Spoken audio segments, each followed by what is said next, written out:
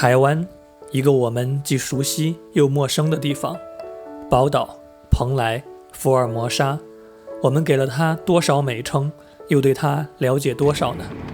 这次我们在台湾待了1周时间，拍下了这支影片，希望大家喜欢。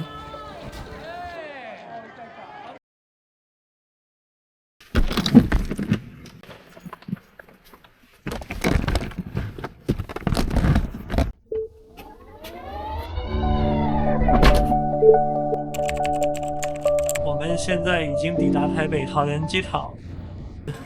机场到达这里，直接出来的这个地方，兆丰银行换汇的话，它只能是现金换现金，没有办法刷手机或者刷银行卡、信用卡，所以我们决定先去取行李。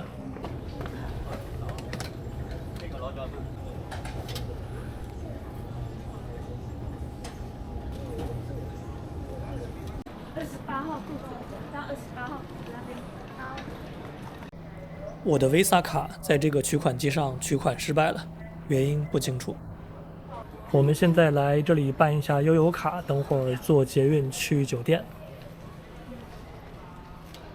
我现在买了2张台湾的悠游卡，每张是新台币100块钱。这100块钱只是这个卡的费用，里边是没有钱的。然后呢，机场这个地方它是没有办法充值的，需要充值的话得去车站，即便是退卡，这100块钱也是不可以退的。这个卡片还挺漂亮的，上边就是台湾的各种小吃，什么珍珠奶茶、包子和一些甜品什么的。因为没有现金充值悠游卡，我们决定坐大巴去市区。这家只能现金买票，隔壁这家支持刷卡。Apple Pay 哈2号月台上车。等了20多分钟，终于上车。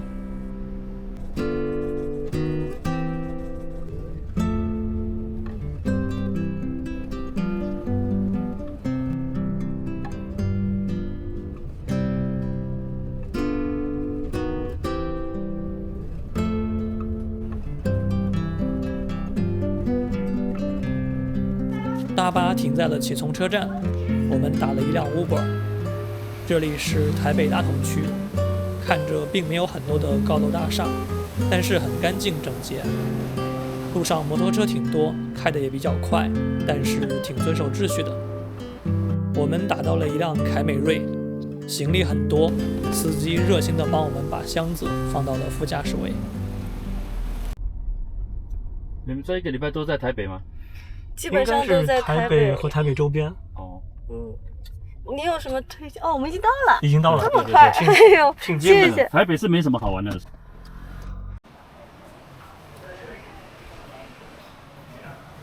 订房的名字是先生还是小姐？哦，我订的。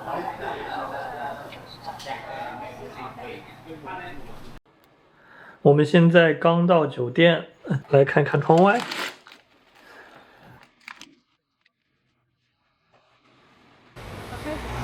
好，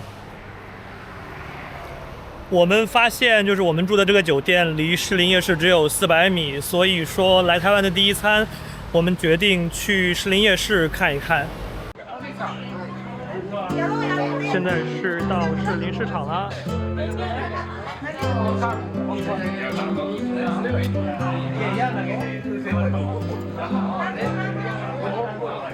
我们现在就是在这个士林市场地下1层的美食区，我们还是忘了去取现金，不知道现在这个地方是不是可以刷卡付款了，看一看吧，碰碰运气。我们发现士林夜市几乎所有的店都不支持刷卡，扫码的话只支持 Line Pay 和 TWQR Pay。我们下载了 Line Pay 之后，发现澳洲的手机号码没有办法注册，那我们只好纯逛了。还有，先给你。好。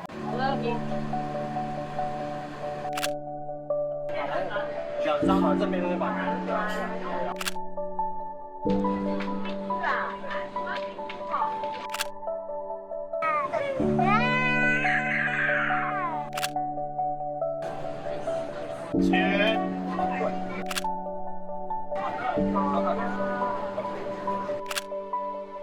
啊，你刚刚冰淇淋有没有吃好吗？你有问吗？是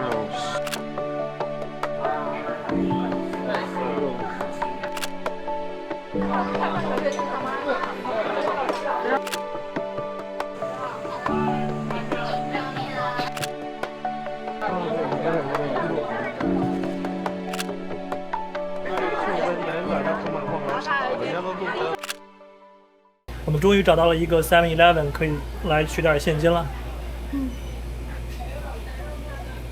在 7-Eleven 取款，我的 Visa 卡又失败了，我也不知道为什么。我们晚饭只好吃包子了。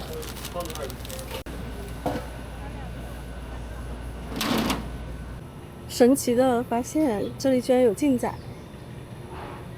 魔芋爽。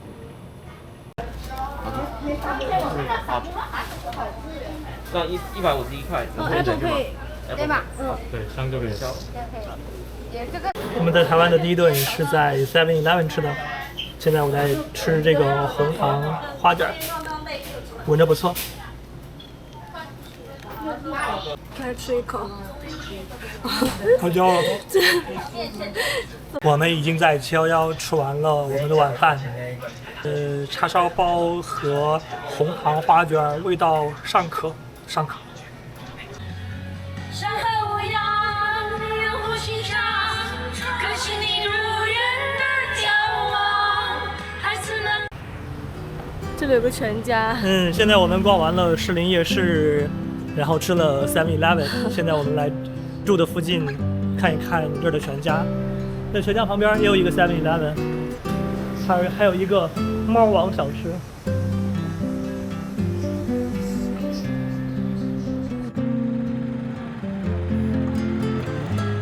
来台北的第一天就这样结束了。回酒店的路上看到了一只猫，趴在老人的肩膀上，非常自在。想着此时此刻，我们的猫应该也正躺在沙发上睡觉，应该是安心且惬意吧。大家明天见。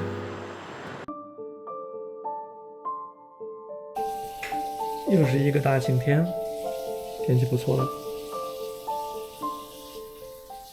主要的行程就是去故宫博物院，但早上我们得先去找个711取一点现金，然后去吃一个早饭。要是取不到现金的话，今天就只能继续吃711了。酒店外面左手边是圆山饭店，右边能看到那个捷运线。我看到还有那个银联的选项，就试一下大陆银行。现在我们再一次去711，展示一下。终于取到了现金，可以去吃饭坐车了。还是银联卡好用吧？还是银联卡挺好用的。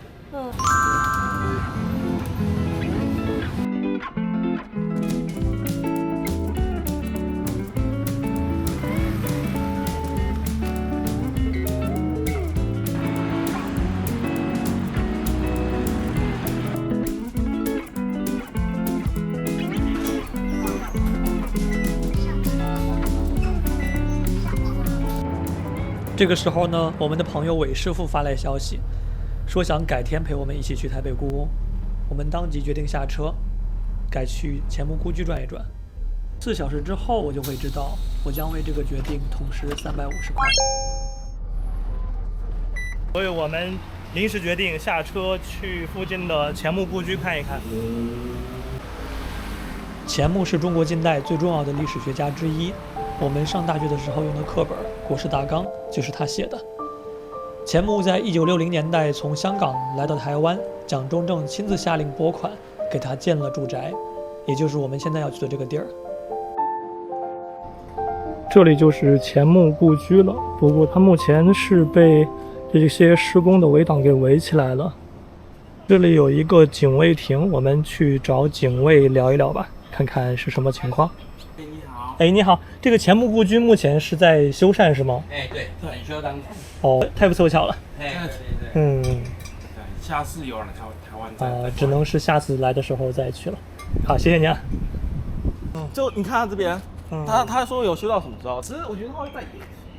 哦，对，它就是表定是一个表定，然后延期是一定会延期的。你去过大陆旅游吗？去啊，我去过，我寒假去，暑假去，我要去探亲。对，因为在这里的话，因为你妈妈对啊，的原因，所以你会很容易就拿到。我有台胞证。台湾去大陆应该还是相对容易一些方便的。你可以确实一次可以待多长时间？我这次会待，我上次待1个月，这次会待半个月。你都是去苏州老家？对，我常州的。我对大陆来说就是地大，然后就是没有去过很多城市，就我都在常州待。主要是去探亲。对啊。而且时间也没很多。节目估计目前是正在修缮，所以我们只能在动物大学里边转一转。台北的这个动物大学是在国民党复台后于1951年复校的，他们认为自己是苏州动物大学的正统延续，因此英文校名依然使用苏州 University， 养天地正气，伐古今完人。大陆的动物大学在1952年院系调整后已经不复存在了。东吴大学的历史系是在6楼，我们去6楼看一看。历史不只是看过去的窗，更是迈向未来的桥。让我们在这里相遇，一起解读时间的密语，书写专属于你的篇章。这里是一些讲座的海报。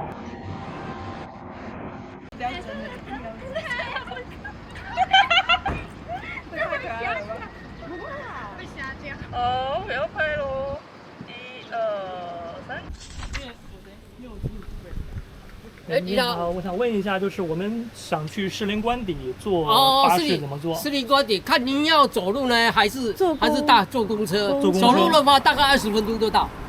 哎呀，搭公车的话，你就要那看看前面有红绿灯，过马路，左手边就可以搭了。是在左手边是吧？哎，对，过马路左手边。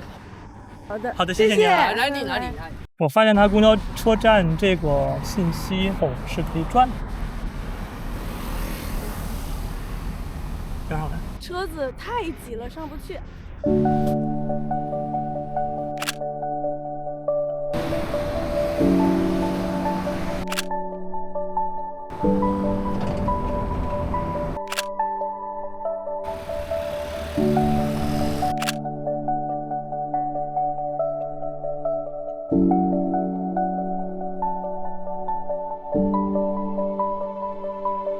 月暗送胡风，相寻路不通。灵歌唱不彻，知在祠堂东。风格很混搭的一个庙。这儿供奉的佛、福禄寿还有后土、儒释道啥都有。这儿又贴了什么南无阿弥陀佛，然后呢又是有求必应、万善堂。看那个顶又有点像那种伊斯兰风格的。我们找到一家小店来吃个午饭。花莲扁食玉里面。Hey, let's go. Let's go. 谢谢。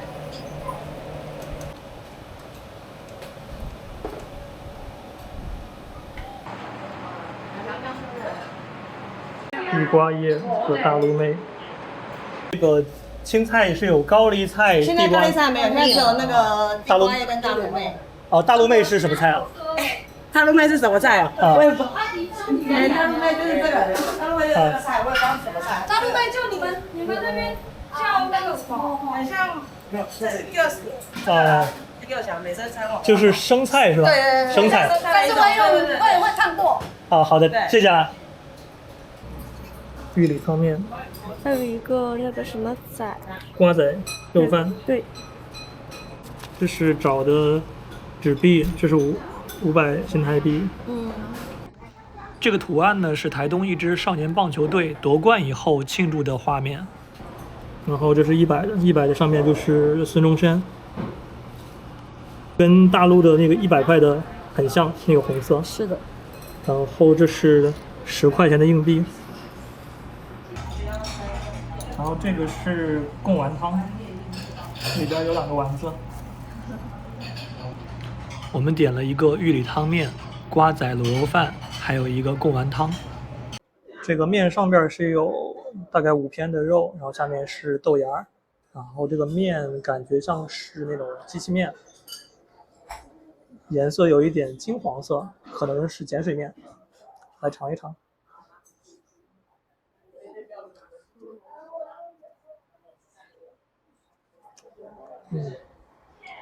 肉炖的还挺烂的。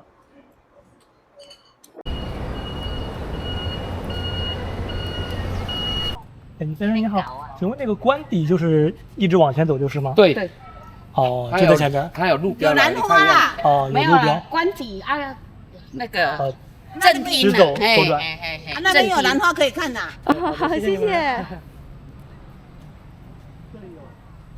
进来右手边这里有一辆机车，就是宋美龄的座车，一辆凯迪拉克5031cc。直到在这里买票的时候，我才意识到，当天是世界博物馆日，士林官邸门票半价，有些景区直接免票，所以早上没有去故宫博物院，我简直亏大了。官邸进门就是蒋宋世纪之爱展，我们在这儿就站了几分钟，身上爬满了小黑纹。我的妻子 KK 回去数了一下，2条腿上被咬了起码50个包。台湾的小黑纹并不是蚊子，而是一种甲猛，甲猛比芝麻梨还小，人被咬之后会有奇痒，而且可能还会有过敏反应。KK 被咬之后，2条腿肿了好几天，1个星期之后依然还有印记。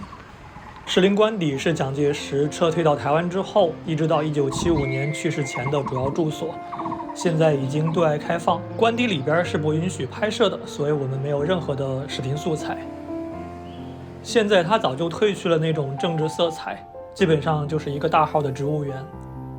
我也不能免俗，跟阿姨们一起拍了很多花花。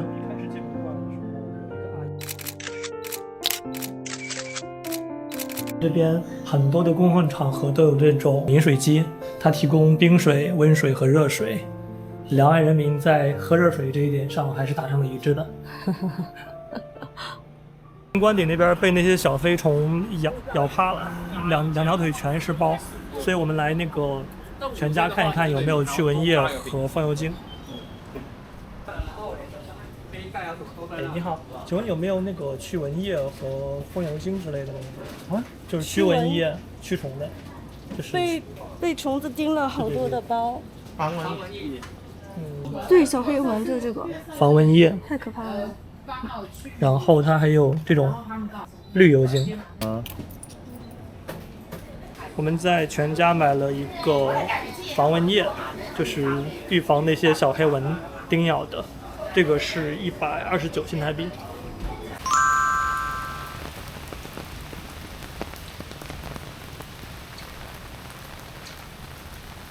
好大的雨。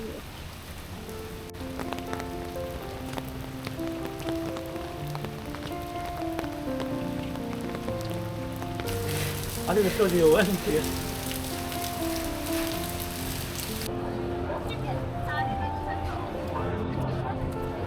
我们来到西门町了，这是新世界大楼，那边是红楼，这是西门站。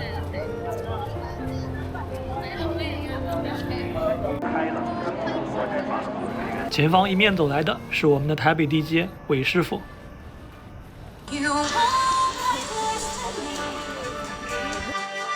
哎，错了，重来。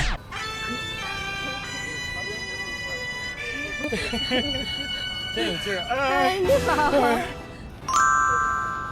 我们来吃西门町的网红美食阿宗面线，这是一个台湾朋友推荐的。这买完就站边上吃。这个面条是在那种勾芡过的比较浓稠的汤里边，味道偏浓，对我来说还不错，但是也不算惊艳。鱼要就这个吗？金星晚上不会啊，那个不会说晚上。金丰卤肉饭是林志玲多次推荐过的一个店，不过这家是一家分店。我们点的就是它的招牌卤肉饭以及一些小菜，味道都不错。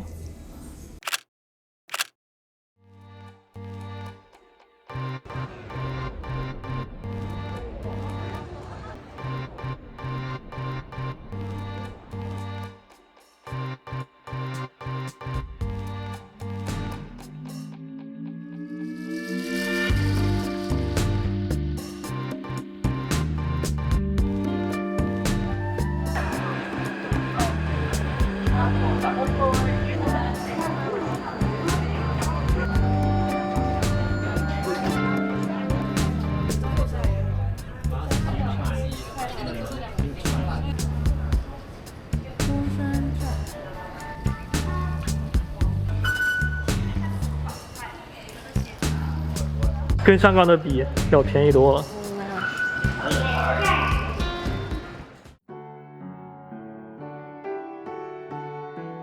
这是我们在台湾的第3天，我们计划去九份和十分。在十分，我们可以看山、放天灯；在九份，有海、小吃，还有悲情城市。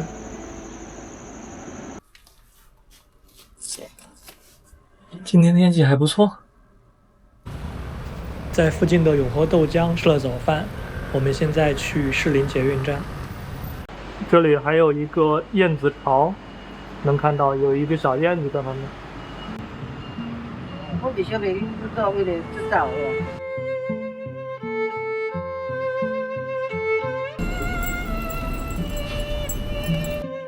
我们今天的行程是先坐火车到瑞芳，转平溪线到十分，在十分逛完了，再回瑞芳，转巴士到九份。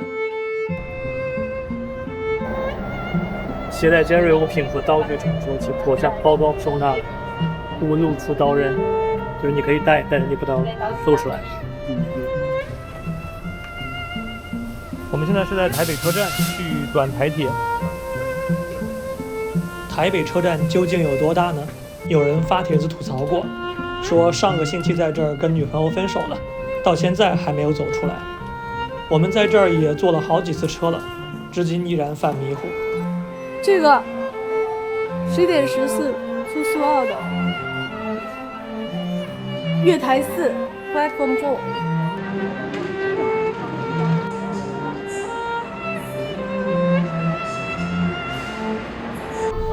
我们大概要坐1小时多一点的时间到达瑞芳火车站。台北捷运和台铁的报站语言非常多，光我们知道的就有国语、闽南语、客家话和英语，不少车站还有日语和韩语等等。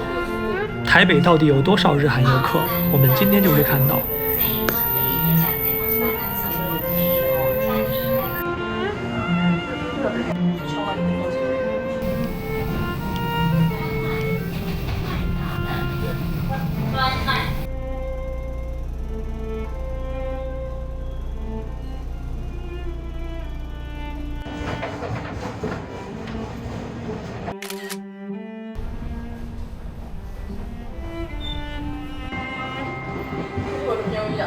瑞芳，快到了。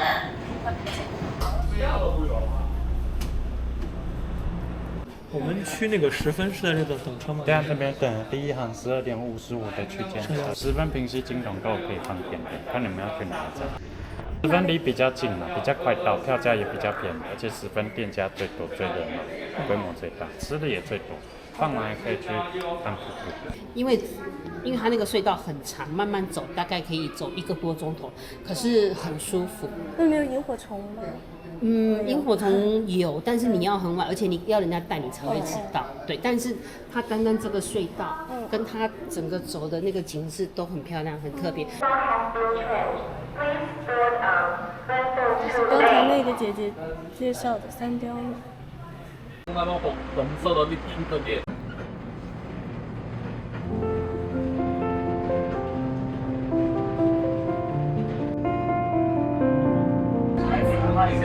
山上看着迷雾缭绕的。本次列车下一个停靠站是三貂岭、大华，10分，考虑的安全。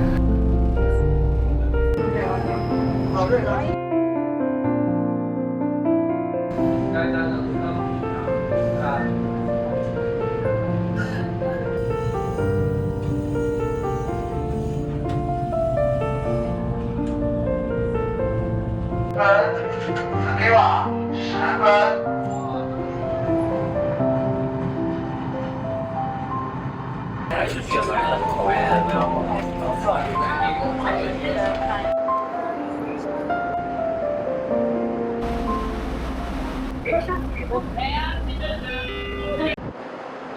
这边可以看到很多的天灯正在升空。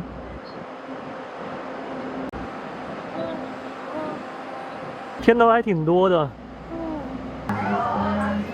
我们刚刚坐过来的平西线是当年日本人为了运煤修建的，十分老街就是沿着这条铁路线发展起来的。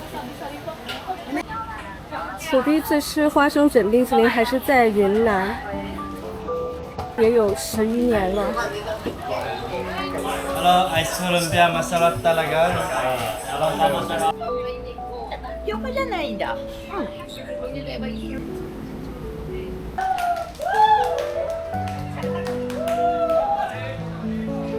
铁路边上到处都是这种天灯店，可以自己手写祝福。这里是一对中韩姐妹，旁边是一个日本老太太，还有在旁边是2个渴望被善待的职场牛马。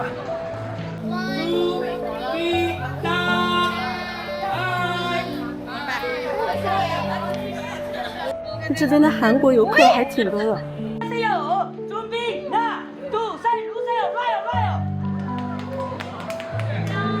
其实日本游客也挺多的，而且很多是那种老年团。非常直白啊，财富自由，看来全世界年轻人都想躺平。有人可能会问，火车来了怎么办？就是这样，会有人吹哨子。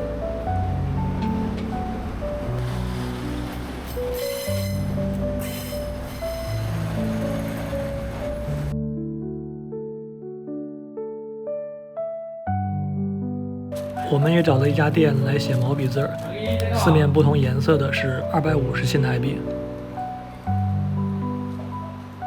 这首诗在唐诗里边其实挺普通的，但我觉得它有一种朝气感。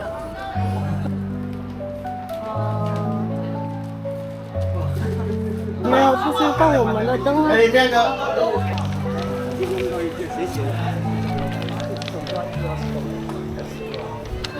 好，数到3的时候就放手，1、2、3，放手。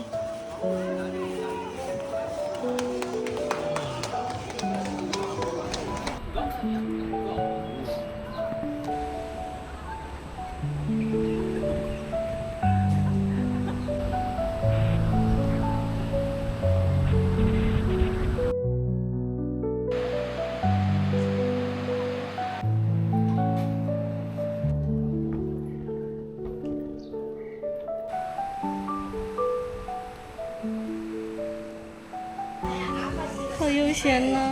猫咪。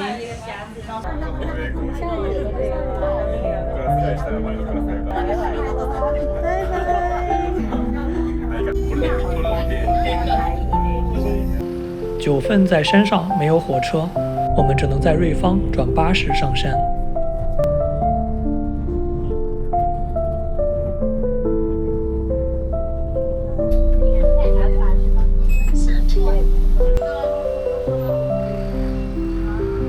现在我们到了9份，我们可以看到眼前这里就是海，然后呢这边就是山。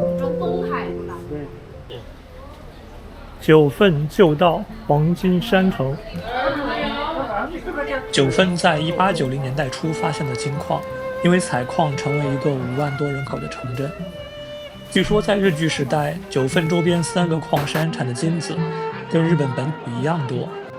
1970年代初，金矿关闭，9份逐渐没落下来。后来，侯孝贤在这里拍摄了《悲情城市》，并且一举拿下了威尼斯金狮奖，轰动一时。9份开始由矿区转型成为一个旅游区。之前一度有传言说，宫崎骏的《千与千寻》里边不少场景取材自这里，因此吸引了更多的游客。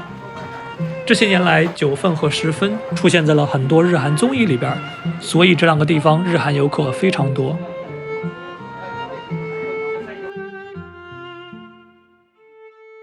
悲情城市讲述了1945年台湾光复以后，一个家族在随后的政治动荡和历史巨变中分崩离析的故事。电影里有不少的场景都是在9份的老街上发生的，其中就包括这次被我们完美错过的升平戏院。那边有一个特别好的阿伯，给了我们2个花生，然后给我们讲了那个悲情城市的那个店在哪里。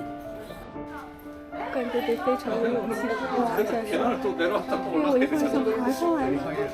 天哪，这个路太陡了。这个阿妹茶楼这儿据说是一个最佳拍照点，反正讲各种语言的人都挤在这儿拍照呢。还有个招牌叫飞行。哦。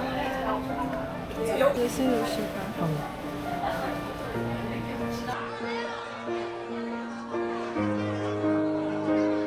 这里就是上一个镜头的拍摄地。据卖花生的大叔跟我们说，他以前经常到这个悲情城市吃饭。疫情之后，老板的儿子接手了餐厅，所以改名成了新宇食堂。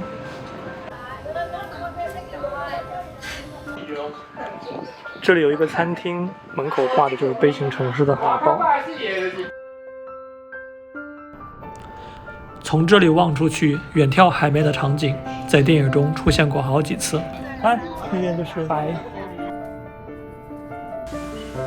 今仔日下晡，听到今年头一摆的春雷，声势真大，一阵过一阵，亲像要甲规个山、甲海拢叫醒同款。现在是下午5点半，天黑之前有可能下雨。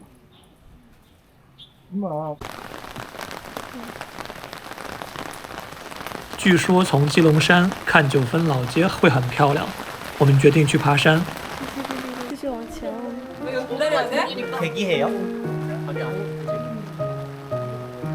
哇，下雨，一片雾蒙蒙。知道你会来，所以我会等。为什么台湾的很多标语就很浪漫呢？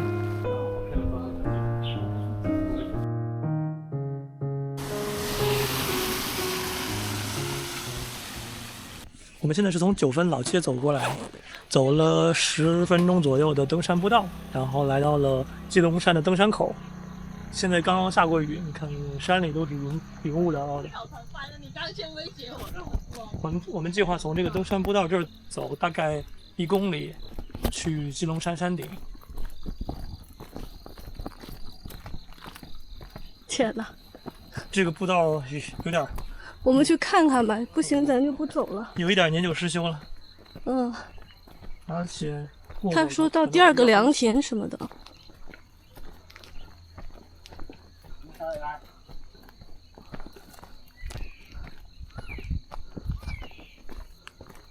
你去上面看看，这还是有人的。上面还是有人。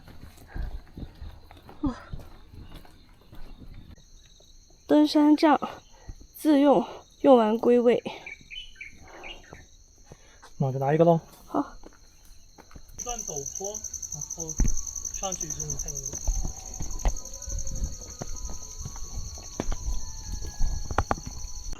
我们对面那一团云下边就是9分老街了。我们本来计划爬到基隆山的山顶去看对面的9分老街，可是现在下了雨，台阶挺滑的，而且你可以看到越往上走，这个步道越难走，长满了草。我们担心等会儿天黑之后下山可能会比较滑，所以决定就在这个半山腰的位置看9分老街了。刚刚下了一场雨，能见度不是很高，所以我觉得去山顶可能视野也不是特别好，在这儿挺好的。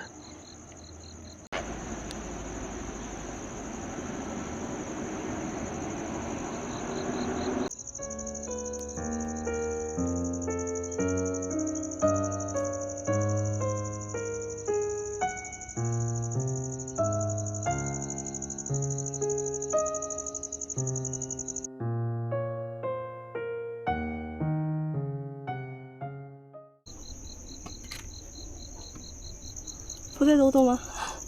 不走了。天色暗得很快，我们决定下山了。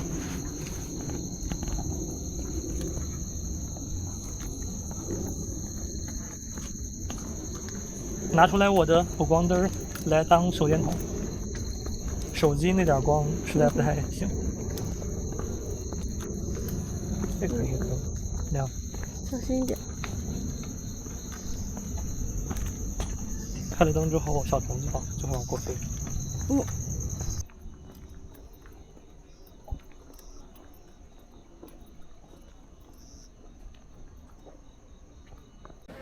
是的，没错，我们又来了。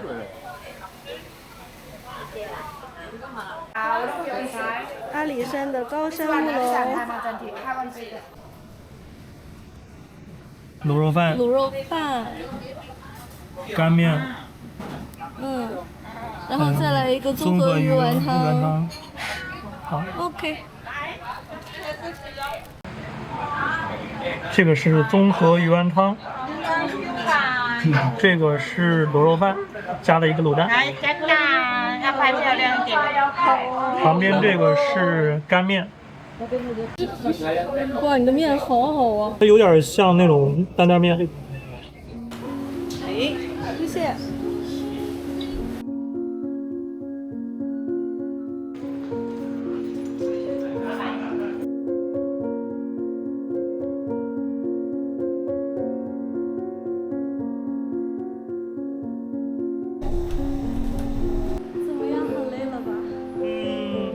昨天晚上睡得不太够，但现在其实还好，今天走路不是太多，感觉还好。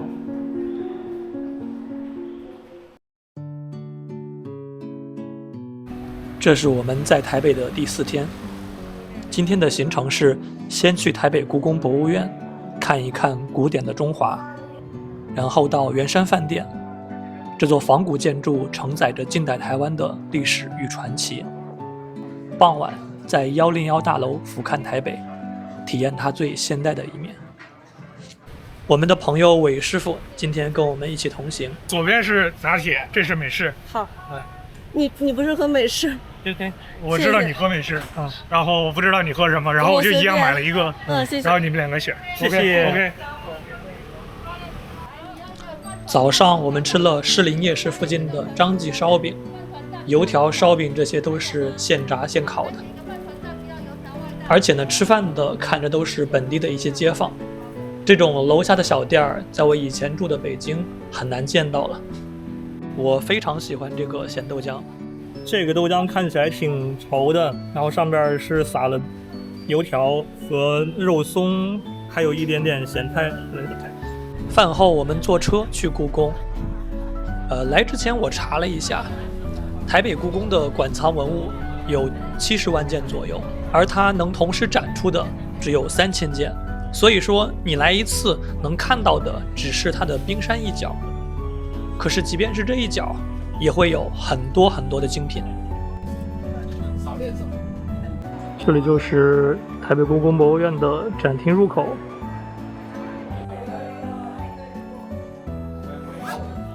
这个门票呢是350一张。点张卡。2张卡，还挺漂亮。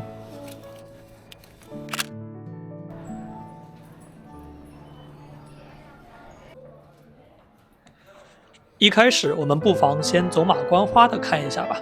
今天我们重点想看的有，第一个是缂丝，它非常的精美；第二个是书法，现在正在展出一幅颜真卿的真迹；第三个是青铜器，这里有很多的国之重器；最后一个是陶瓷，这里有不少汝窑的精品。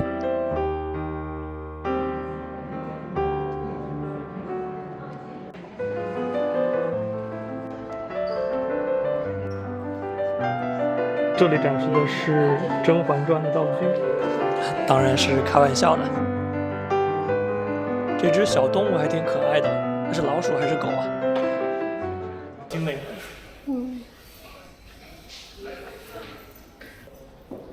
它是什么丝的？今天比较震撼的一个就是这个缂丝。缂丝不同于刺绣，它是在织布机上织出来的，程序非常的繁琐。这本来是给皇帝皇后做衣服的，宋朝的时候人们就开始用它来仿制山水画，临摹得非常逼真。缂丝作品传世的很少，因此据说一寸缂丝一寸金。这幅《富贵长春图》是确定是宋朝的。这边我们可以看到乾隆御览之宝。在清朝呢，缂丝有一个特殊的功用，就是拍马屁。慈禧太后御笔提了一个寿字儿，有人立马把它做成了缂丝版，进献给慈禧太后，可以说是拍马屁的进阶方式了。这里是书法展厅，今天我们看到了颜真卿的留中石帖，尽管没有《祭侄文稿》那么的知名，依然有人认为它才是颜真卿的代表作。我们知道，《祭侄文稿》是在颜真卿得知兄弟和侄子先后被杀的极度悲愤中写下的，而这幅字儿则是在一种狂喜的状态中创作的，可以视为一种对照。今年10月，台北故宫100年诞辰，到时候《祭侄文稿》就能看到了。当然还会有《西山行旅图》这种平常根本看不到的作品，在台湾的朋友千万不要错过。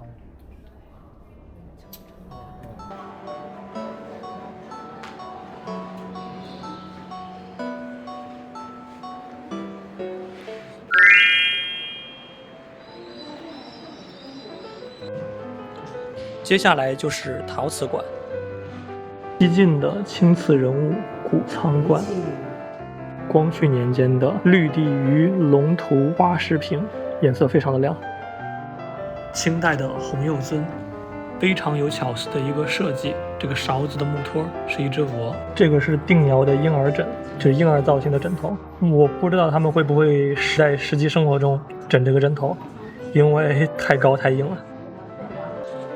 这是一个唐三彩的天王像，一尊非常丰腴的唐朝仕女俑，陕西铜川县的耀州窑的瓷器，是南宋的龙泉窑，是元代的青瓷，5代到北宋的。这个碗上面附着了很多的牡蛎什么之类的，都已经取不下来了。真正的明成化年间的斗彩鸡缸杯，大的那个富商拍了几个亿的那个。鸡缸杯，对，然后他拍下来之后，他直接拿来喝茶吃，叫刘义谦还是谁？对，是。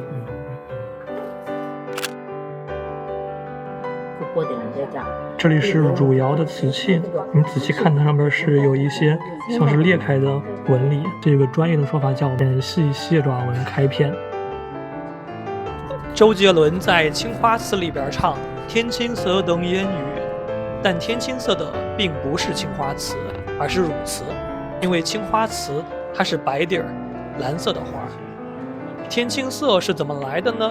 据说宋徽宗当年做了一个梦，雨过天晴之后，天上出现了一抹神秘的青色，他就下令工匠们烧出这个颜色，只有汝窑的工匠们复现了他梦中的色彩。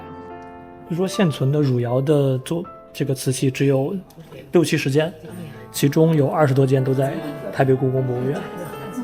为什么这个汝窑全世界只剩下这么一些年？汝窑我没记错的话，应该是宋徽宗年间专门供应皇宫使用的，也就烧制了20多年，并且呢，它的原料里边是要加玛瑙石的，非常的名贵，而且它的良品率又很低，所以传世的作品非常的少。到了南宋的时候，人们就发现想获得一件汝窑的瓷器非常困难。乾隆皇帝他富有四海，依然把汝瓷当成一个宝。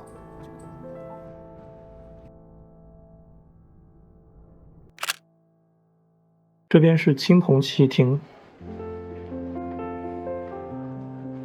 这是商代晚期的汝丁文阳手垒，造型非常的萌。这个是亚丑方尊，体型很大很美，商代晚期的一个盘龙纹盘，非常精美。汉代的博山炉，孙座足吉鼎，乃孙座就是你孙子做的。突然想起日本的城市我孙子市。这个鼎里边是有少量的铭文。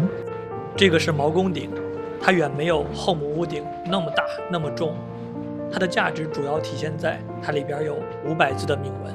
鼎里密密麻麻的全是铭文。想一想，有人在2800年前写了一篇500字的散文，把它刻在了鼎里，并且传到了现在。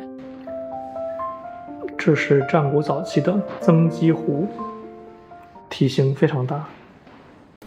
这一套8个叫子范和钟，子范就是晋文公重耳的舅舅，叫胡衍。胡衍帮助重耳出奔19年之后，重返晋国，登上大位。他辅佐晋文公在城濮之战中大败楚国，成为一代霸主。功成名就之后呢，子范铸造了这套编钟，在上边刻下了自己的丰功伟业。这个是散氏盘，上边的铭文也多达350个字。这个就是著名的穿越者王莽在2000多年前颁布的度量衡。清朝的时候，乾隆皇帝还拿来仿制了好几套。正着它可能量的是1斛，然后把它反过来就是1斗。这旁边这个里面是1升，然后呢，左侧上面这是一格，下边这个反过来它就是1韵。一个工具可以量5种钟。这里还有一些清宫的奏折，比如说曹雪芹家、被抄家的奏报。这是光绪帝给袁世凯的朱批，知道了，不置可否。雍正皇帝的朱批讨的是正位念疾，这事儿可以办。还有给臣子画大饼的，受朕大恩在后，好日子还在后头呢。遗憾的是没有看到雍正朕就是这样汉子这种虎狼之词。这件就是台北故宫非常知名的翠玉白菜，肉形石可能已经被下锅了，今天不在这里。乾隆皇帝的2方大印，古稀天子之宝和八征茂念之宝。当然了，乾隆皇帝其他的印章还很多，像什么太上皇帝啊、十全老人呀，在各种字花上盖满了章。这一件就是知名的碧玉屏风，当年抗战的时候被汪精卫送给日本天皇，抗战胜利后国民政府追讨回来了。好的，我们已经逛完了故宫博物院，然后在地下1层买了2件文创产品，一个是朕知道了胶带，然后另外一个是一个印度风的头巾。是个观光巴士耶，到圆山饭店。对，有点像香港和悉尼的那种。我们坐上边。好，要到哪里？圆山饭店。好，好，谢谢。Hello。嗨。好，谢谢您。谢谢。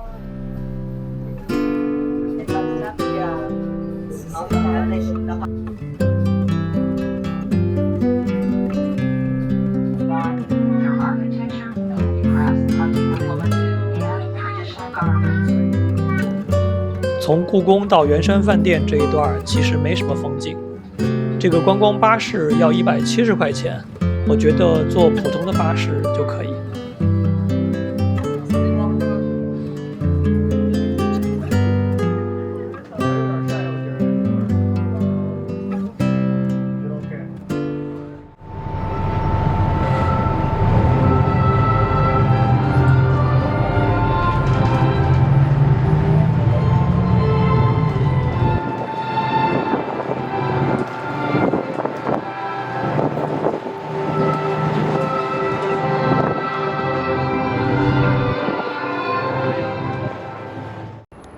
这里就是圆山大饭店了。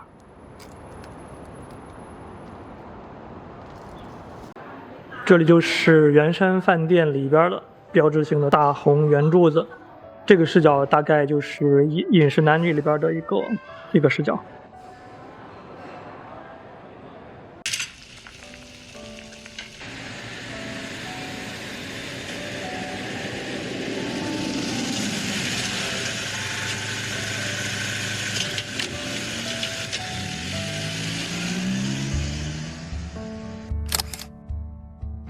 可能有人还会记得111里杨洋站在红毯上的画面。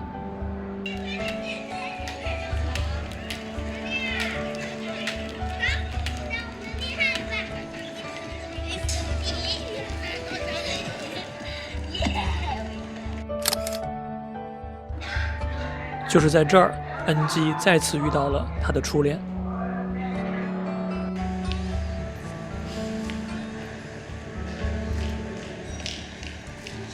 你家己甲我约好，你哪袂来？我伫地下等，一直地下等。我叫你还该出惨的，你知影无？冷战期间，也就是1973年，圆山饭店修了2条密道，一旦开战，贵宾可以从这儿逃生。90年代，密道才被曝光，2019年对外开放。据说以前非酒店住客也可以免费进去，但现在是收费参观的。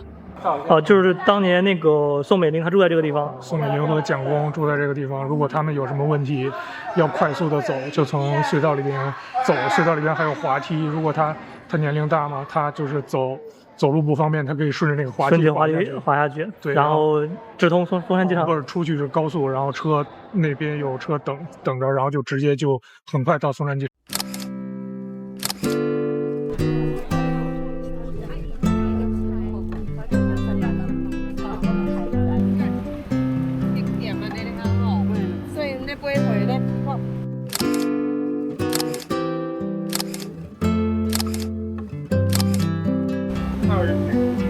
靠城那边的可能会太挤。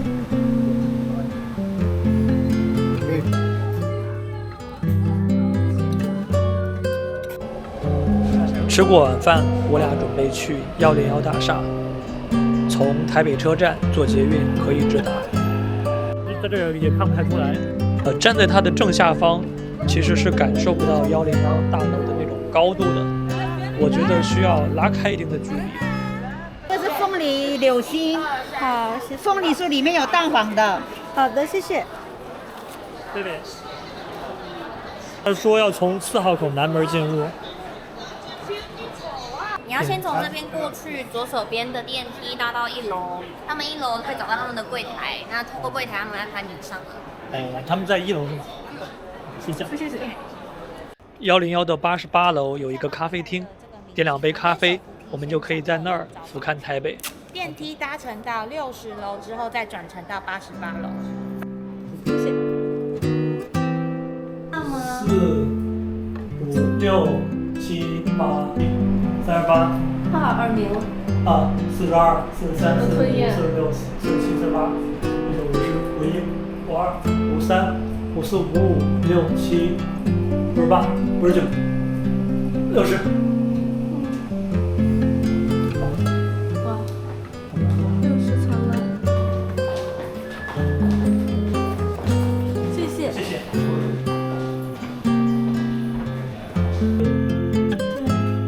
按88。我按88。我按。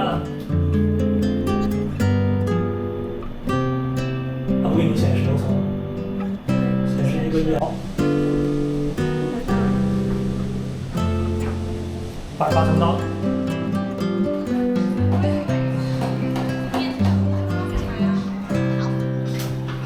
今天是199号哦。好的，谢谢。就只有这么点。好，不好。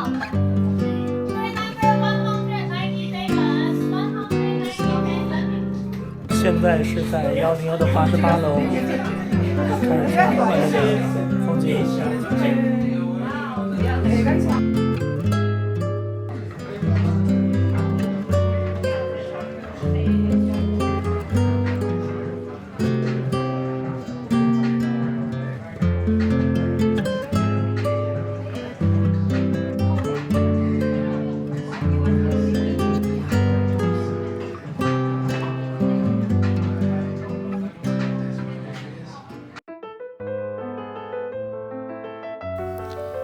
这是我们在台湾的第5天。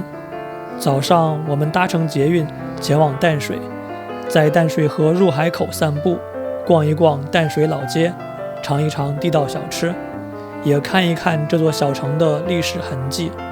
西班牙人、荷兰人、日本人都曾在这里留下了印记。我们还顺道探访了周杰伦的母校淡江中学。晚上，我们夜爬象山，从远处眺望夜幕下的台北101。从剑潭上车，坐淡水信义线，坐到终点站就是淡水。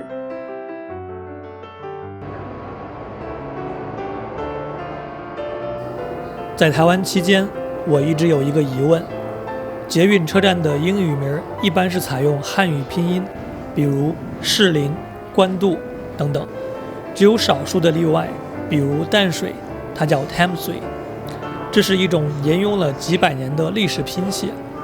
淡水只是新北的一个区，它为何能够与台北、基隆、高雄一样使用这种历史拼写呢？带着这个疑问，我们前往淡水。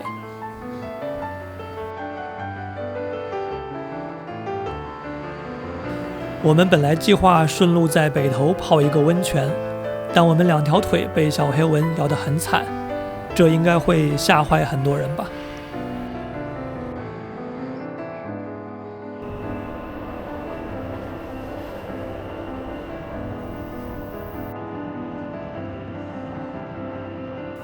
车窗外面就是淡水河了，河面非常的宽。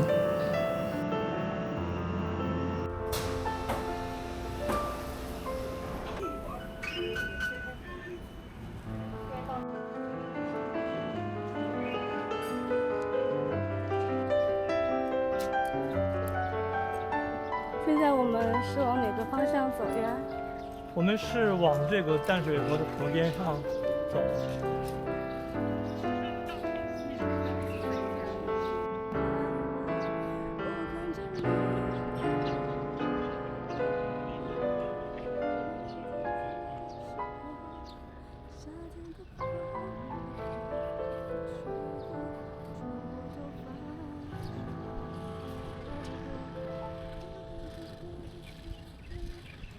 出了淡水捷运站往左手边走就是淡水河，河面还挺宽的，然后这边有很多人在钓鱼。河对面那个山叫观音山，看这边全都是钓鱼佬了。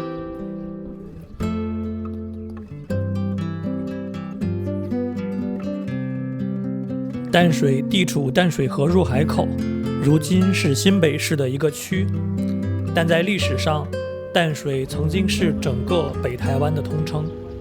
明朝崇祯年间，西班牙人和荷兰人先后占领淡水，修建了今天的红毛城，他们称这里为滩水。清朝晚期，天津条约开放淡水为通商口岸，淡水一跃成为全台第一大港，洋行林立，成为西方文化进入台湾的门户。日治时代，随着河道淤浅，淡水港口地位逐渐被基隆取代，慢慢转型成为一个休闲小镇。台湾捷运一度把淡水的英语名字写成拼音淡水，由于新北市的努力，目前已经改成它100年前的名字 Thames。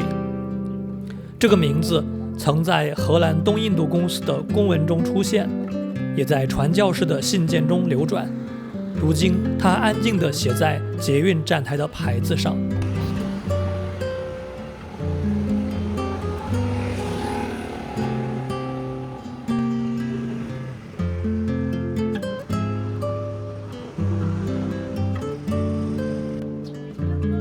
这里有一个碾米工厂，里边还有那种木质的碾米机器，不禁让我想起小时候村里边的磨坊。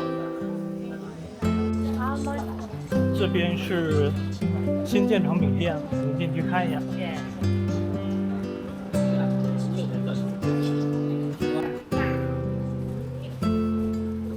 它是咖喱肉、酥皮、盐肉、凤梨酥。这个是酥皮豆沙咸豆沙肉。什么是咸豆沙肉？那里边有豆沙，有猪肉。尝一下吧。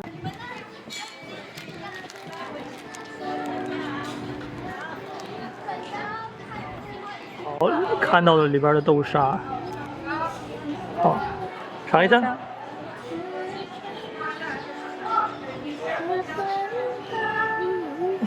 就饼皮还挺酥的，再掉渣渣，味道如何？我觉得还不错呢。有一点像我之前吃过的雪里酥。我们现在在这个淡水老街这里看到有一个小庙，非常神奇的一幕就是有一个胖乎乎的大妈，她从这个庙前面路过，然后她特地停下脚步，对这庙里边的这个神像拜了3拜，然后继续前行。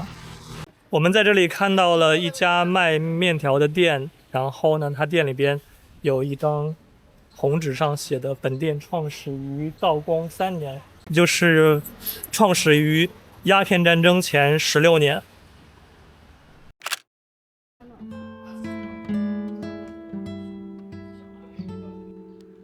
从这里可以俯瞰对面的淡水河。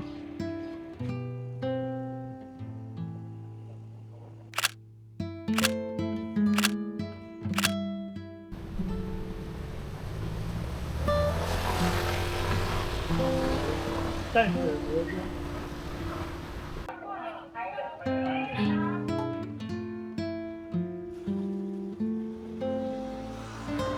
这个店叫什么？文化阿给，周杰伦的美味关系。周杰伦套餐110元，阿给加鱼丸汤加包子。据说周杰伦上学的时候，经常带着女同学来吃。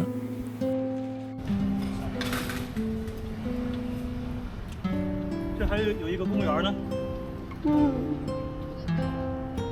新北市立淡水国民中学，然后周杰伦他那个学校是叫什么？淡江中学，这2个中学不是一个中学是吧？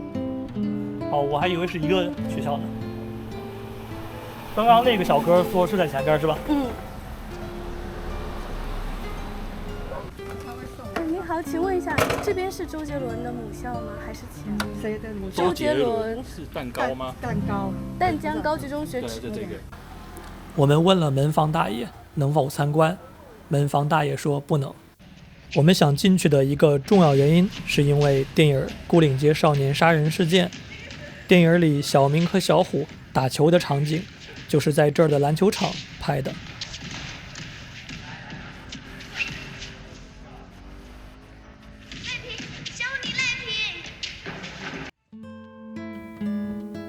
尽管进不去淡江中学，我们还是可以在电影《不能说的秘密》里边看到它。淡江中学是由一位对淡江影响深远的传教士马街博士的长子创办的。刚刚我们看到的8角楼就是他请人设计建造的。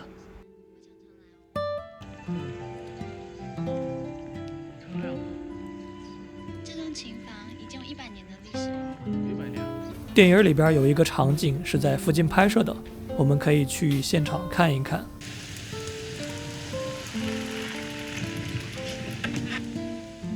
顺路上。你怎么知道顺路啊？我们现在是在这个小白宫的外面，小白宫的官方名称是叫前清税务司官邸。小白宫前面就是这个多田荣吉故居。多田荣吉是谁啊？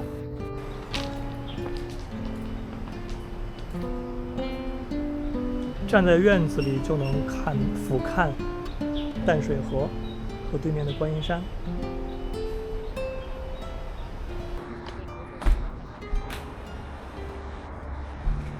多田荣吉是日治时代淡水重要的企业家和地方士绅，他曾任淡水街长，推动了淡水道路、水利、卫生系统的建设和现代化的进程。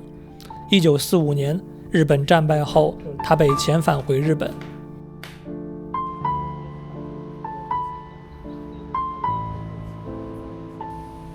这是马街博士1882年创办的牛津学堂，也就是现在的真理大学，建筑非常漂亮。他还创办了台湾第一所女子学校——淡水女学堂。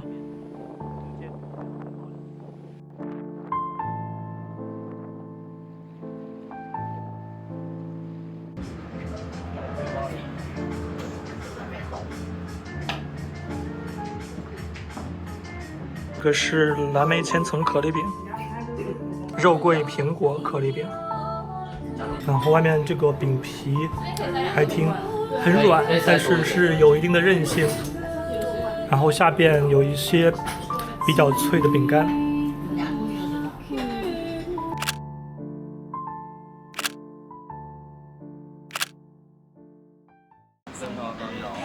我们现在又回到淡水老街了。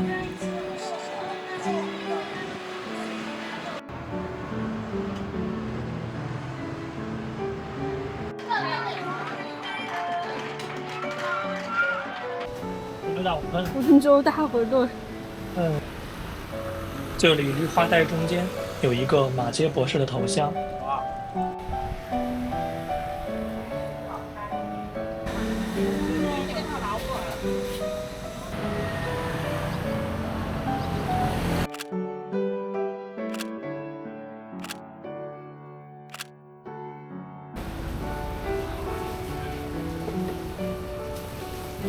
我们无意间拐进了一条小巷子里，这里都是一些卖蔬菜水果、肉类鱼类的店，看着是本地人来采购食材的地方，跟刚刚我们逛的老街氛围明显不一样。就像一代宗师里说的，人活一世，有的成了面子，有的成了里子，这街道也一样。这里可以说就是淡水的里子，面子重要，里子也不可或缺。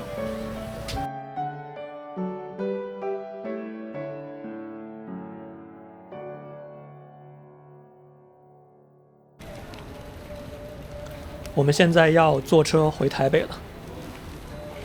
开往台北车站的方向对吗？应该是，他现在就是那一班会先走这边。哦，好，谢谢。我们来夜爬象山了，在山顶可以远眺台北101。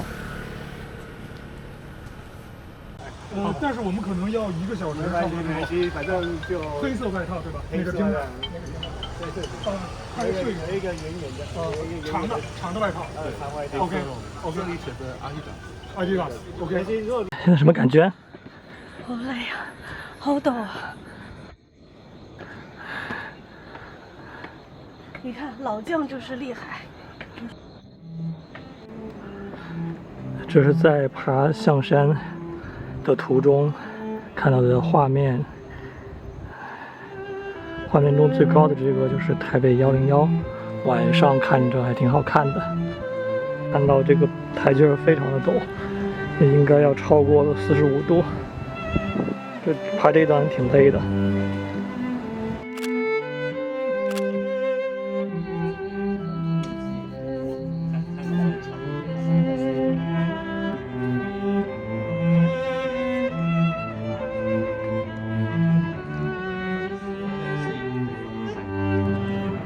现在是在象山的接近山顶的地方的一个观景平台，这里视野非常的开阔，可以看到对面的101。OK， 非常漂亮。你看这里的，往这里转动。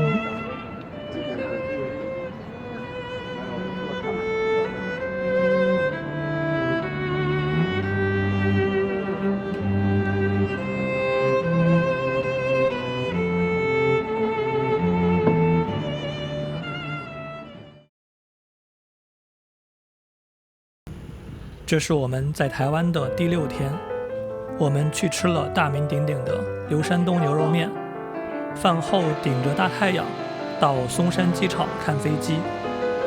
下午我们参观了艋舺龙山寺和中正纪念堂。傍晚我们来到建国中学，这里是牯岭街少年杀人事件的重要拍摄地，牯岭街就在附近。晚上我们来到宁夏街夜市觅食，遭遇了大暴雨。早上刚进228公园，就看到一群人在这里练功，还能看到一个老外。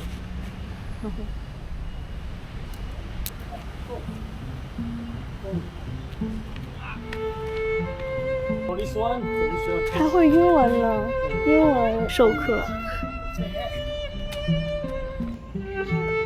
哇，感觉胆子很大的样子。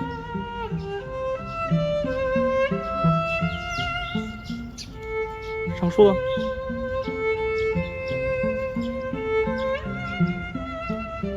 哦，这么多松鼠呢！到处都是松鼠哎，好可爱呀！呆呆的。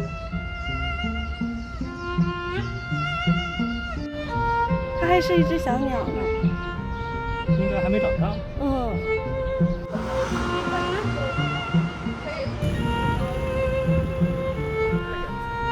就快要到刘山东牛肉面了。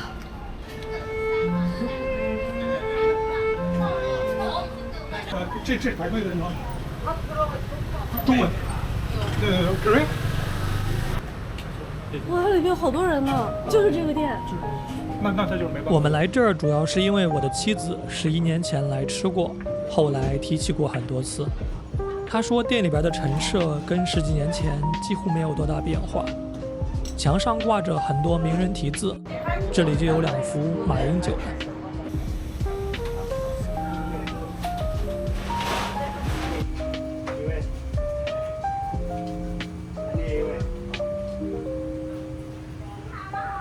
好，你看上面都是繁体中文、英语，这是日语，日语，应该是日语吧，韩文。然后小菜要什么？我要兰花干，sorry。泡菜，来个黄瓜，花生，兰花干。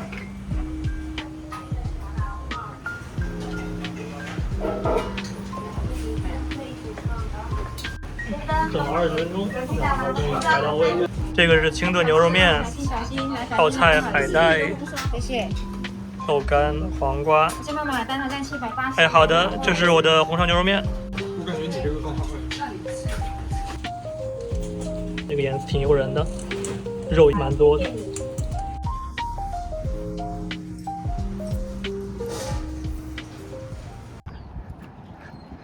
我右手边就是松山机场的围栏。松山机场就在市区，在很多地方都可以拍到飞机从头顶飞过去的画面。我们等了半天，却一直没有等到。所有的飞机都是从正对我们的方向降落，朝着我们滑行。以前在那个花博那儿都能看到，就是他顺着这儿这么过来。哦，大飞机。有一个懂行的哥们儿给我们展示了他们看飞机的 app。从这边下来。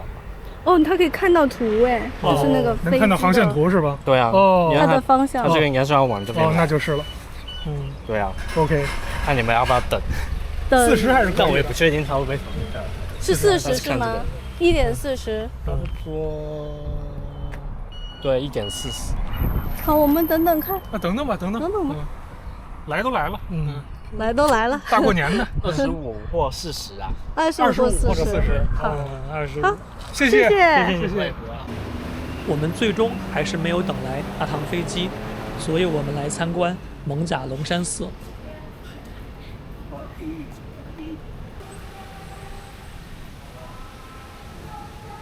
蒙甲来自于原住民的语言蒙嘎，现在一般是叫它蒙甲。台语音译就是蒙嘎。哦，这是台语。台语。台语就是蒙嘎。啊，我们现在是在这个蒙嘎龙山寺的外面，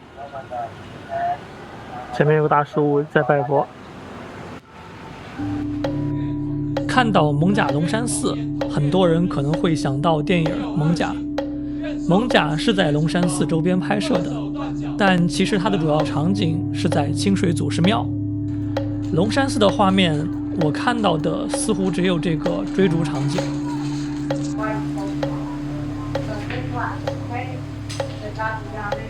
这个阿姨向佛祖请示的时候投掷的这个叫脚杯，电影《周处除三害》里边，陈桂林用的也是这个。若是帝君要弟子桂林前去自首，请帝君明示。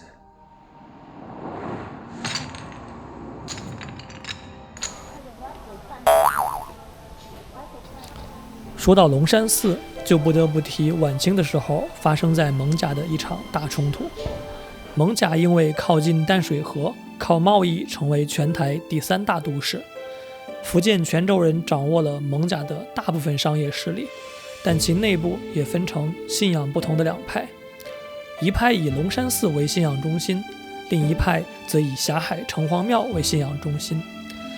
1853年，龙山寺这一派以龙山寺为据点发动攻击，把另一派赶到了北边的大稻埕。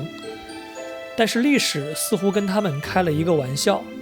后来的蒙甲因为河道逐渐淤塞，又不愿意铁路经过，还排斥外商投资，商业逐渐萧条下来，反而是大稻埕越来越繁荣，形成了今天热闹的迪化街商圈。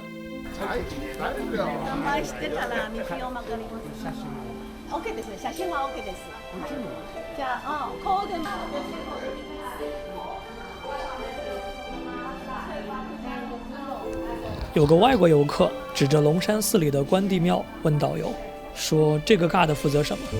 导游想了半天，说我也不知道。关帝庙旁边的月老庙据说是全台北3大最灵验的月老之一。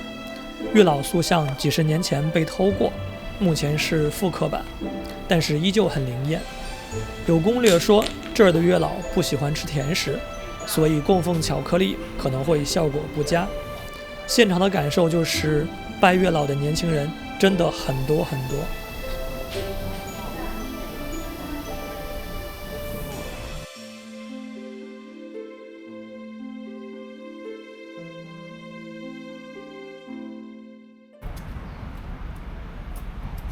从龙山寺出来之后，我们去中正纪念堂。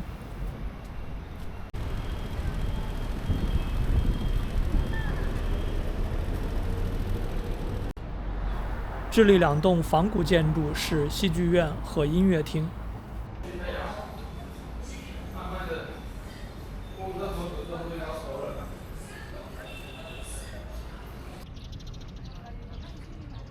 我们前方就是中正纪念堂，现场会觉得建筑非常高。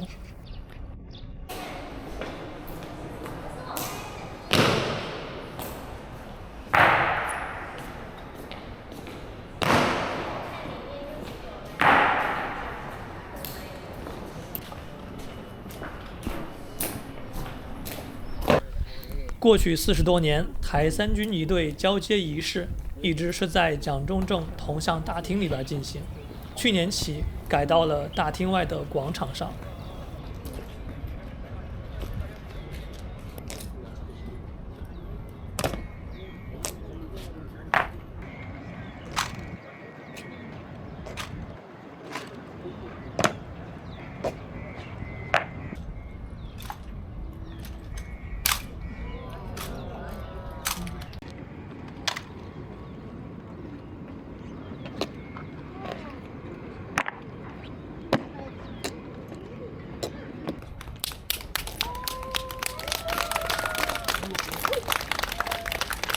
我们现在爬台阶去上4楼，看蒋中正的铜像。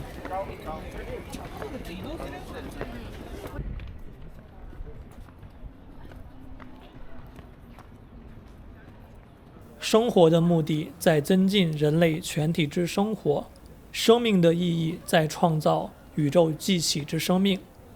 我正在念墙上这2句的时候，身旁的大哥跟我接上了话。他说，作为80年代初上小学的人，这2句话曾经写在他们很多课本上。过去几十年，两边的变化都可以说是天翻地覆。我们对面前这个人的评价也变得丰富多样起来。随后我们进行了1个小时关于两岸生活的交流。我想旅行的意义多半就在这样的交流当中。ちょっと色が違いますね。これは上にはね、当初ね、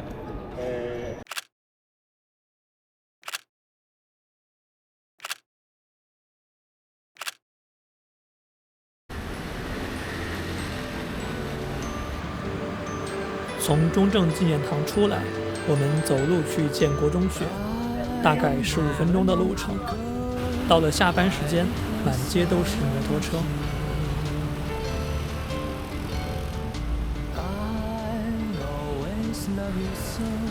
现在我们是在台北市立建国高级中学的门口吧。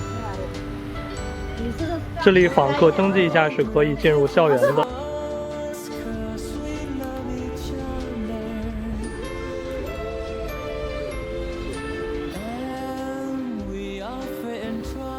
建国中学是台北知名的百年男校，知名校友有马英九、白先勇、诺奖得主丁肇中等人。这里还是电影《牯岭街少年杀人事件》的主要拍摄地。我们从那边往这边看，你看。不用了，我可以自己走。你可以先回去上课。可以啦。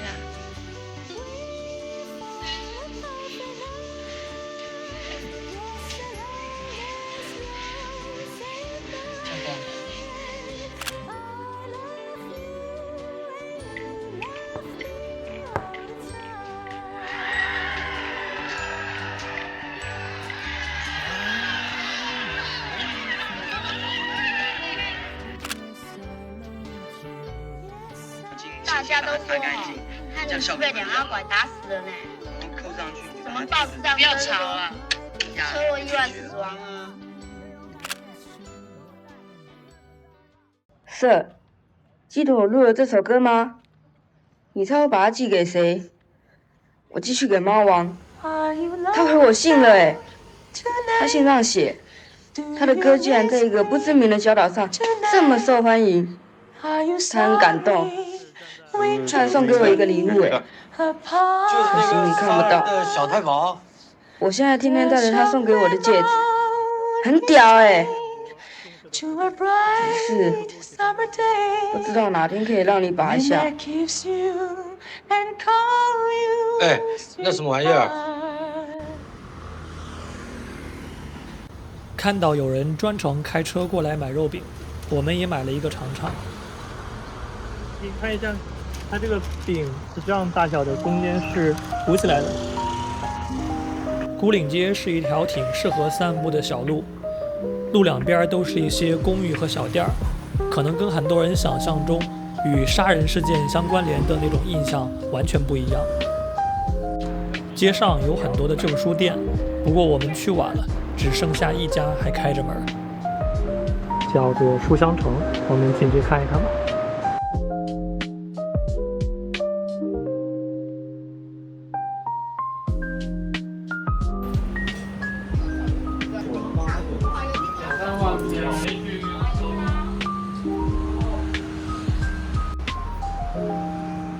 我们点一个豆浆豆花2号，是红豆加芋圆的，还有豆浆豆花3号，绿豆加芋圆的，绿豆加粉圆的。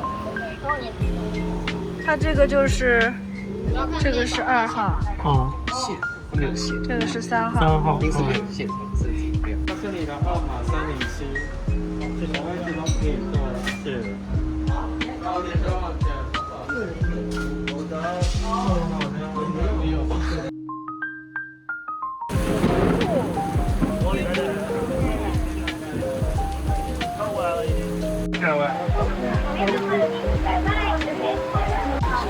If that is coming now, or maybe not, I don't know.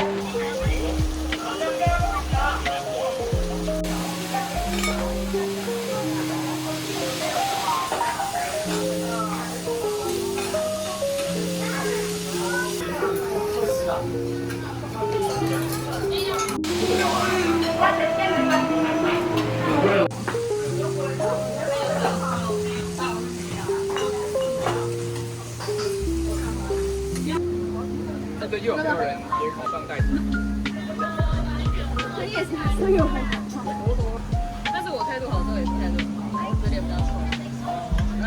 这种我是可以拍啊，不用相机。有 CS 哦，我第一次被打死，直接打名字哦，没有。比较少找的。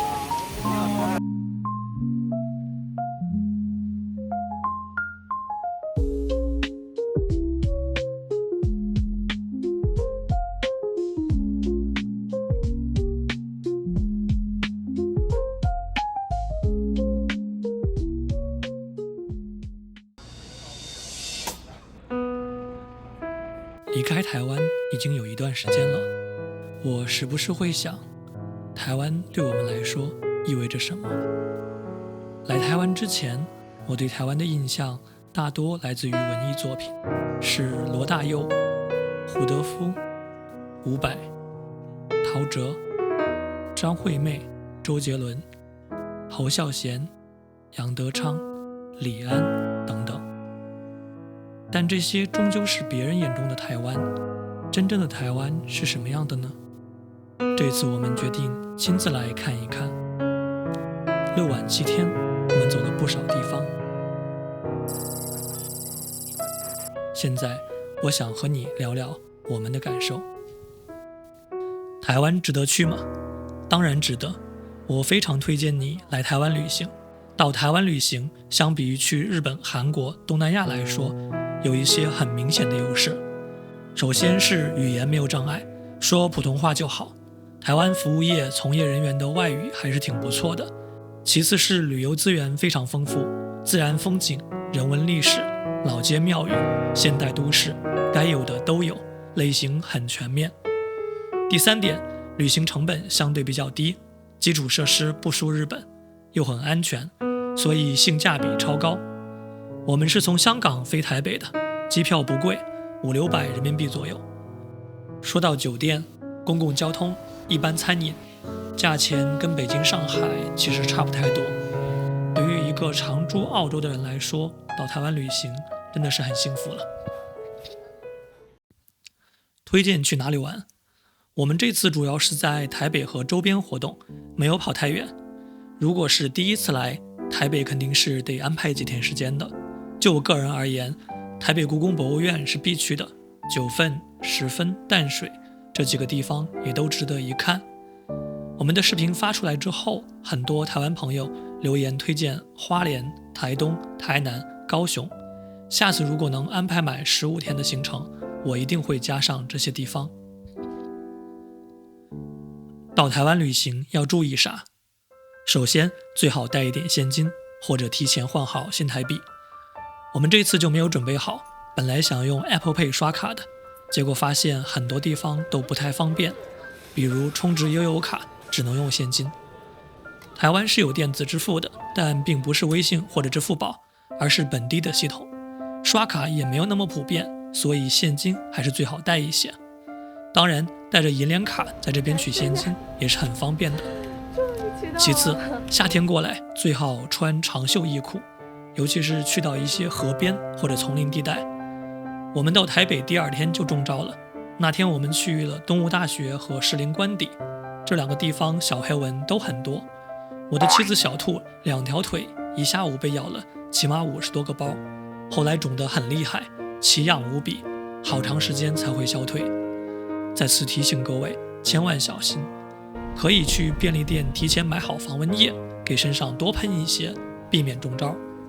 第3个，夏天台北还是挺热的，我们去的时候是5月下旬，最高温已经到了40度左右，而且夏天会有台风，可能会影响到航班，下雨天也会比较多，所以很多人都推荐我们天气凉爽一些的时候来。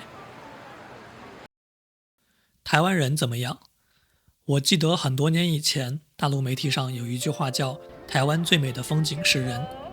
如果不是亲身体验，我可能还不能够完全理解这句话。台湾人真的很热情，你在这边遇到什么样的困难，尽管找人求助就好。我们在东吴大学找钱穆屋居，遇到一位数学系的小伙子，他主动跟我们聊了很久。在瑞芳车站，工作人员很耐心地给我们介绍周边哪里可以放天灯。一位大姐主动跟我们搭话，推荐我们去三貂岭。在九份遇到的卖花生的大叔，很耐心地给我们介绍悲情城市这家饭店的情况，还送给我们花生吃。我们在士林官邸问路，有位阿姨很热心地跟我们说，这里还有兰花可以看哦。我们夜爬象山，遇到一对父子，他们把外套落在山顶一整天。我们爬到山顶的时候，竟然帮他们找着了，一整天在那儿都没有丢。我们在台湾遇到的几乎每个人都很温柔且耐心。台北很旧吗？来台湾之前，我其实听到好几个人这么说过，但我觉得这种说法太片面了。台北的城市景观如何，取决于你去哪个区域。像大同区一带，清朝的时候就已经是商贸中心了，难免会有一些旧建筑，外立面更新的不是那么及时，电线架在空中，就会给人以旧的印象。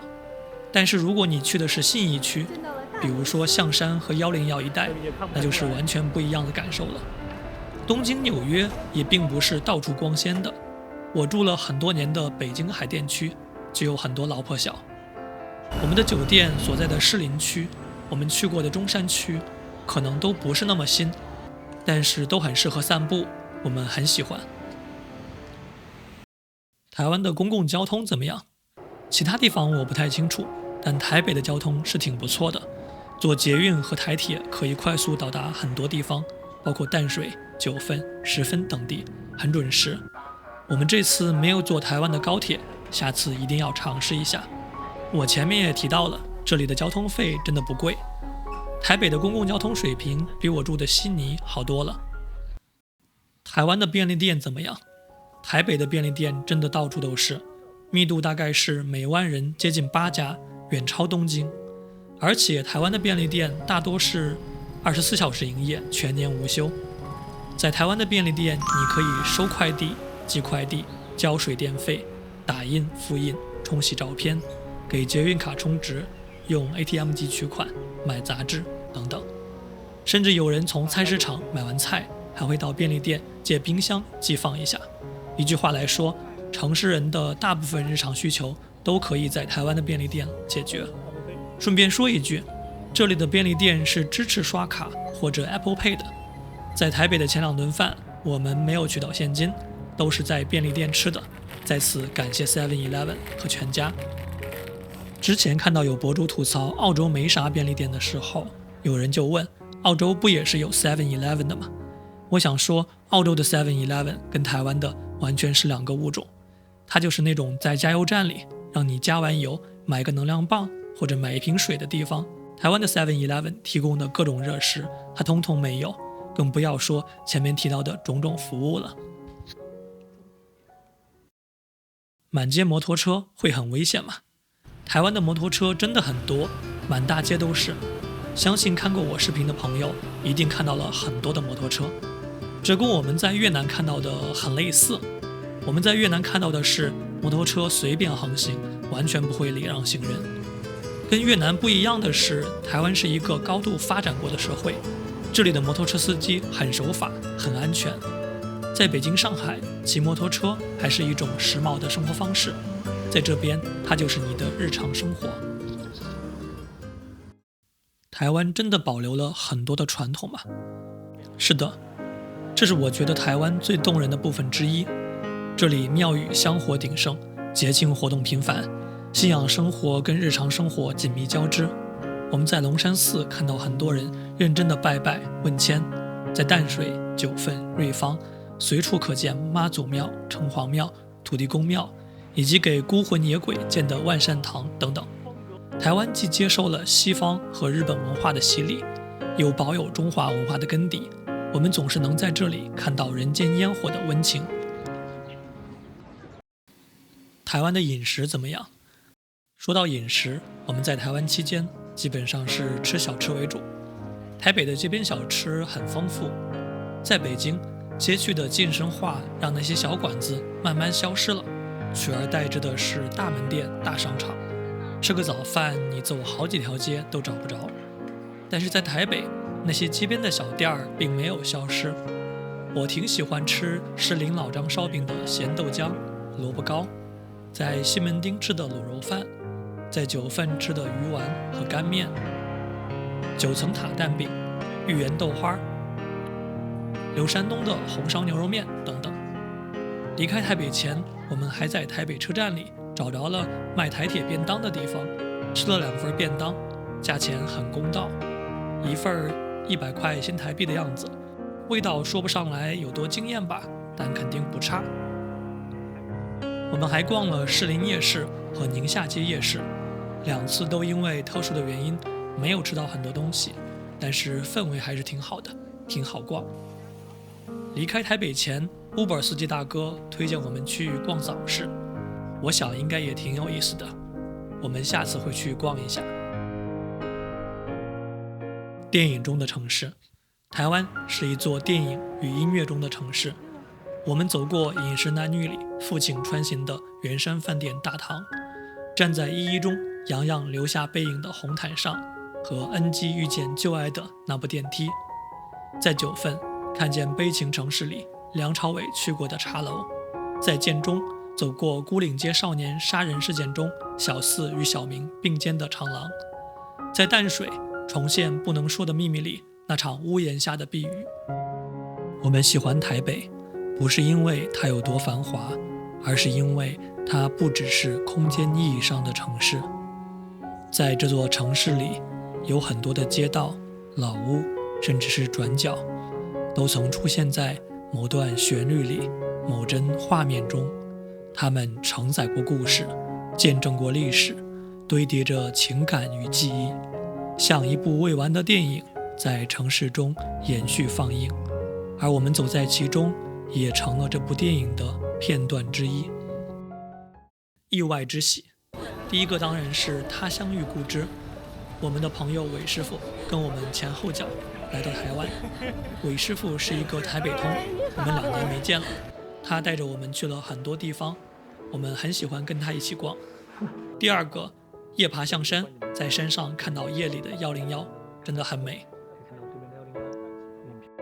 一点遗憾，我们是来到这边几天以后才听说有金福期的，所以没有赶上。第二个，我们在九份爬捷龙山，想远眺夜里的九份，由于下雨没有登顶，希望下次可以。第三个，小兔早就说要带我去垦丁看夜空，这次也没有去成，下次要去。第四个，我们去了很多的地方，但是没有留下时间来闲逛。在孤岭街算是逛了一会儿，我们很享受那种无所事事闲逛的时刻。